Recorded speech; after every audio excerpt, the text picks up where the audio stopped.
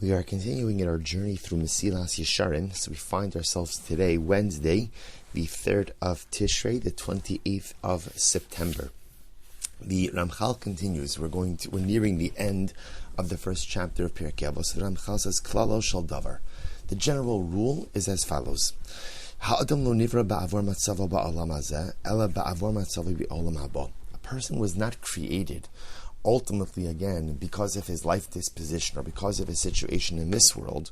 Rather, again, a person was ultimately created to benefit from his position in the world to come. Now, the truth is, Ramchal has already explained this idea, that since the entire essence of existence is to create a relationship and derive pleasure from a connection to Hashem, and ultimately, again, the true connection and the true devekos could only be established in the world to come.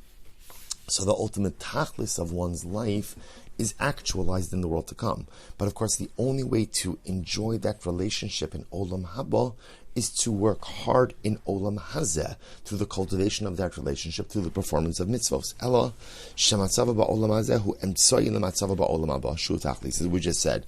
So my entire purpose of my existence in this world ultimately is to facilitate the elevated, soulful existence in the world to come. Al-Kain, Timsa, and again, I just want to point out, this is an incredibly important idea, because even though this is something that we all know, what Ramchal says is, if I accept the premise that life in this world is it's not an ends, it's a means ultimately to facilitate soulful and eternal connection with HaKadosh Baruch Hu in the world to come, it fundamentally changes the way I interact and my orientation with this world. He says, you'll find many times Chazal try to frame this dynamic, and they say, Medamim ha'olam hazeh limkom uzman ha'achana ula olam haba limkom ha'menucha v'achilas ha'muchan kivar. Often this world will be described as a place of preparation, and the world to come ultimately again will be described as a place of rest, and ultimately again we'll see actually the metaphor that's often given is rest and eating. So this world is one of preparation, and the world to come is the place where one reaps the benefits of those preparation. Fusha amru ha'olam hazeh dama leprozir b'fnei ha'olam haba. So it quotes over here from Pirkei Avos that this world is like an antechamber to the world to come. Or hayom la'asos v'lo l'machar la'asosam. It is today, i.e. in this world, that we have the ability to perform mitzvos, but not in the world to come. Or misha tarach be'erev Shabbos yochal b'Shabbos. One who goes in and prepares on Friday and Erev Shabbos has the ability to eat on Shabbos. Or ha'olam hazeh domeh le'habasha. The world to come is compared. This world is compared to the earth or to the land. Va'olam haba liyam. And the world to come is compared to the sea. The idea being in this last, so again, in the first couple of metaphors, the idea is this world is an antechamber. So remember again, an antechamber, a hallway, is not purposeful in and of itself. It's only meaningful because it leads you to the intended destination, to the hall, right, to the room. Same idea, one who goes ahead and prepares on Erev Shabbos will eat on Shabbos. The goal is to eat on Shabbos, that's the goal. But in order to eat on Shabbos, I have to prepare on Erev Shabbos. This last one, if this world being compared to the land versus the world to come being compared to the sea, so this is really the idea that the sea often appears infinite. The world to come represents an infinite experience versus this world, which represents a limited and finite experience. Now, just to be clear, when Chazal give this imagery of this world being a preparatory stage or a preparatory step for the world to come, Chazal are not trying to diminish the importance of this world, just the opposite. In other words, obviously, the fact that I could only have a meaningful world to come, Olam Haba experience, is only if I maximize and utilize this world. Chazal are just trying to highlight for us where we choose to put our kochos, where we choose to invest our emotional, spiritual, and even physical and material resources. That so often we live life as if this world is the only thing, ignoring the fact that this world is only the antechamber, this world is only Erev Shabbos, whereas the world to come is Shabbos. The world to come is the great dining room, the great room. The Tira, be'emes shekvar lo yuchal shum bal seichel lahamin shetachlis brias ha'adam hu lo matzav ba'olam hazeh. So now the Ramchal says something amazing. He says, and the truth is, even logically, it doesn't make sense to think that this world is the ends. Right? It doesn't make sense to think that the entire point of existence in this world. Because what is life in this world? He says, this is so profound. Is there any person who is truly happy or truly tranquil in this world? How long does a person will live in this world? 70 years, 80 years. And those years are filled with adversity and difficulty. Life is filled with difficulty. We don't have to get into tragedy right now, but life is filled with difficulty, sickness, and illness, and adversity. And what do you have at the end of all of the adversity and difficulty? Death. Echad mine elef lo yimatze shiar ba'olam lo hanos v'shalva amitis v'gam hu im yagia lemea shana kvar avar ubatal min ha'olam. It's true. There are some outliers. There are some people whose life in this world is just perfect, wonderful, right? Absolutely no problems. And how long do they have in this world? At most 100 years. 100? V'lo od. Elishim tachlis briasa adam haya l'tzarcha olam hazeh. Lo haya tzarech mipnei zeh shetinupach bo neshama kol kach hashuva ve'elyona shete gidoli yosem and amalach matzah. Furthermore, if life was all just about this world, then why do you need neshama? Why do you need a soul? A soul which is so powerful, a soul which is so holy, a soul which is even greater than the highest of angels. Furthermore, I have this soul which is incredible, wonderful, and holy, even better, even holier than Malachim, and that soul doesn't derive any pleasure from anything in the material world. He goes on, he says, the quotes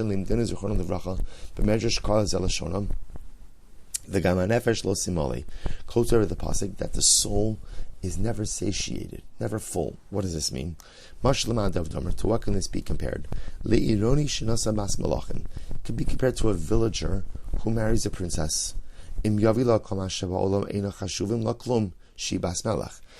villager, this husband tries to make his wife happy. So what does he do? He brings her every single physical delight that he could muster up. Here's the problem. Anything the villager is going to bring is clearly not going to satisfy the princess, because she grew up in the palace. She's had every delicacy. She's enjoyed every piece of material wealth. Kach hanefesh. So the Mashal says Ramchal so beautifully, the soul is like the princess. Iluhu veisla koma adaniyalam eina klumla lama shimin al yonim. What are you going to do for the soul? You're going to bring the soul this physical pleasure, that physical pleasure. You're going to purchase this. You're going to buy that. You're going to go here. You're going to acquire this. For the soul, all of it is meaningless, because the soul is chiseled out from the Kisya Kavod, from the throne of Hashem. The soul itself is a spark of Hashem. So anything you want to try to give the soul that is material, the soul will say, okay, not impressed, because the soul, again, is derived from such a heightened level of holiness. He goes on, Amru, Rabbi Sani Zichron Levracha, so do Chazal say, Al karchach atonot, al karchach atonolad. You are created against your will, and you're born against your will. Ki ein haneshama ohaves ha'olam hazeh klal. The neshama doesn't really even enjoy this world. Ela adraba mo esesbo. Sometimes the soul itself is repulsed by this world, because the soul sees human behavior. The soul sees our pettiness. The soul sees, ultimately, again, our fickle and unpredictable nature. Meanwhile, the soul, this is the same neshama that resided alongside HaKadosh Baruch Hu, and now is brought down into this world. And the contrast is so dramatic. Imkain, Vaday lo haya bore habore isbarach bria l'tachlis shuneged chuka v'nimasimana ella. So the point that Ramchal is trying to make in a very dramatic fashion is, why are we here? Why are we here? Remember, again, this goes back to what Ramchal said in the beginning of this chapter, that the fundamental question is, Machol vasal ba'olama, what is my obligation in this world? And although the answer to that question is different for each of us, at least on a general panoramic level, I'm here in this world ultimately to create relationship with Hashem, to create a connection with Hashem, to enjoy and to benefit from that connection. Now it's true, the benefit and the joy of that connection could only be fully experienced in the world to come. But in order to experience it in the world to come, I need to maximize my olam hazeh, my this world experience. And how do I do that? Ultimately through engaging in dynamic spiritual activity. And the Ramchal says it has to be that way. Because if you think the only other alternative is that I'm here in this world just to enjoy the world physically, and if all I'm here to do is to enjoy the world physically, then how does it work? No one really ever fully enjoys physically. Everybody has adversity. Everybody has difficulty. People don't live all that long. How long is 100 years? We think 100 years, such a dramatic lifespan. What's 100 years in the grand scheme of this world? Furthermore, again, I have a neshama, a spark of Hashem. So the neshama doesn't even gain any benefit from the physicality of this world. So if all life is about is just enjoyment of this world, why did Hashem have to give me such a precious religious, I should say such a precious spiritual treasure? Ella rather says that Ramchal, it must be that what? He says,